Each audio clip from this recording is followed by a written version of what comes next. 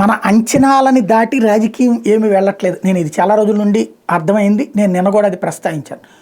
సంక్షేమ పథకాల విషయంలో నేను అదే చెప్పా. ఒకళ్ళకంటే ఒకళ్ళు ఇచ్చేటటువంటి ఈ సంక్షేమ పథకాల్లో అసలు సమస్య ఏంటంటే అవి వెనక్కి తీయడం సాధ్యం కాదు, ధైర్యం చేయగలగాలి వెనక్కి తీయడం అన్నట్టు. ఉచిత విద్యుత్ అన్నటువంటిది అసాధ్యం అని చెప్పినటువంటి చంద్రబాబు నాయుడు రాజశేఖర రెడ్డి వచ్చాక ఆ ఉచిత విద్యుత్ పెడితే వెనక్కి తీయగలిగారా? ఆయన వల్ల కాలేదే. ఇంకా ఈవెన్ కేసీఆర్ కూడా కొనసాగించాడే. పైగా ఆయన 7 గంటలు ఇస్తే వీళ్ళు 9 అని, 9 అయితే 12 అని, 12 అయితే 24 అని చేశారు తప్పించి ఆగిందా?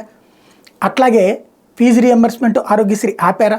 ఎక్కడో ఎందుకు? ఎన్టీఆర్ ప్రవేశపెట్టినటువంటి రేషన్ అప్పుడు 2 రూపాయల కిలో బియ్యం అయితే ఇప్పుడు ఉచిత బియ్యం దాకా వచ్చింది కదా. కాబట్టి సంక్షేమ పథకాలు ఎవరిదెవరు ఆపలేరు. కానీ ఉపన్యాసాలు మాత్రం జనాలకి అదెందుకు ఇచ్చేస్తున్నారు, ఇదెందుకు ఇచ్చేస్తున్నారు అంటారు. దమ్ముండి మేము ఈ సంక్షేమ పథకాలు ఇవ్వమని చెప్పేటటువంటి దమ్మున్న పార్టీ ఒక్కటన్నా ఉందా భారతదేశంలో? కానీ ఉపన్యాసాలు ఇవ్వడం మాత్రం శ్రీలంక అయిపోతుంది, అదైపోతుంది, ఇదైపోతుందని ఇప్పటిదాకా మాట్లాడుకొచ్చారు. ఇప్పుడు కాంగ్రెస్ పార్టీ ఇస్తున్న హామీ ఏంటి? కుటుంబానికి ₹1,00,000 ఏడాదికి ఫ్రీగా ఇచ్చేస్తుందట. మరి అదే కదా నేను ఇచ్చినటువంటి హామీ. మరి ఇప్పుడు దేశం నాశనం అయిపోదా? ఇప్పుడు దేశ ఆర్థిక వ్యవస్థ కుప్పకూలిపోదా? ఎవడైనా సరే ఎదుటోడు చేసేది మాత్రం తప్పు, మేం చేసేది రైట్ అని చెప్పి వాళ్ళంటే దాన్ని నెత్తిన పెట్టుకునేటువంటి పత్రికలు అసలు వీటి వల్ల ఏమవుతుంది?